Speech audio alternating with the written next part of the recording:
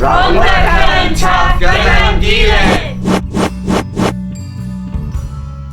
Gweithio'r angen i arbed dros 60 miliwn dros y 2 blynedd diwetha, mae'r cyngor yn parhau i wynebu bwlch cychwynnol o tua 20 miliwn yn y gyllideb y flwyddyn nesaf oherwydd toriadau parhaus i arian y sector cyhoeddus gan y Llywodraeth yn Llundain. Dros y 12 mis diwethaf, mae rhai gwasanaethau a chyfleusterau wedi cael eu trosglwyddo'n llwyddiannus i'r gymuned yn rhan o fenter a gweithiol y cyngor o'r enw RCT gyda'n gilydd. Mae hyn yn golygu bod modd i'r gwasanaethau a'r cyfleusterau hyn barhau yn hytrach na chai. Fe byddwn ni'n parhau i ystyried yr holl gyfleoedd i arbed arian, a byddwn ni'n parhau i flaenoriaethu'r gwasanaethau hynny sydd ddim yn effeithio ar drigolion lle bynnag y bod modd. Enghraifft, oeddech chi'n gwybod ein bod ni wedi arbed dros 1.7 miliwn dros y 12 i 19 mis diwethaf drwy newid strwythur ein uwchreolwyr?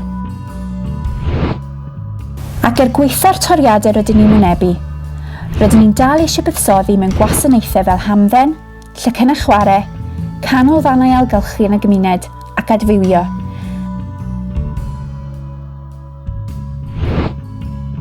Gyda'r bwlch cychwynnol o 20 miliwn yn y gyllideb ar gyfer 2016-17, bydd hi'n anodd pennu cyllideb gytbwys, ac rydyn ni eisiau clywed barn trigolion am sut bydden nhw'n mynd ati. Fyddech chi'n dewis cynyddu treth y cyngor i ddiogelu gwasanaethau, neu fyddech chi'n gwario llai ar hamlen fel byddai modd gwario mwy ar addysg falle?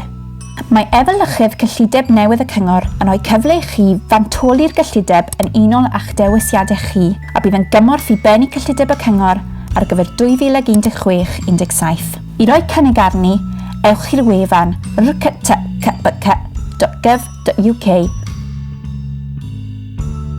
i benderfynu sut byddech chi'n gwario 20 miliwn yn llai y flwyddyn nesaf. Yn ogystal â'r efelychedd, rydyn ni eisiau siarad â chi am yr heriau rydyn ni'n ei wynebu. Felly byddwn ni'n dod i'ch canolfan tref chi dros yr wythnosau nesaf i drafod gyda thrigolion sut gallwn ni wynebu'r heriau gyda'n gilydd.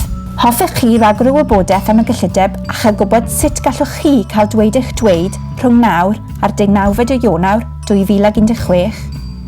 Ewch i rctcbc.gov.uk